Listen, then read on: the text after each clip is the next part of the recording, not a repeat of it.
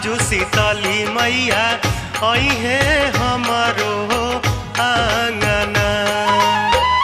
गैया के गोबराली पवनी पुरवनी चौका चानना। अरे रुनुकत झुनुकत आजू शीतली मैया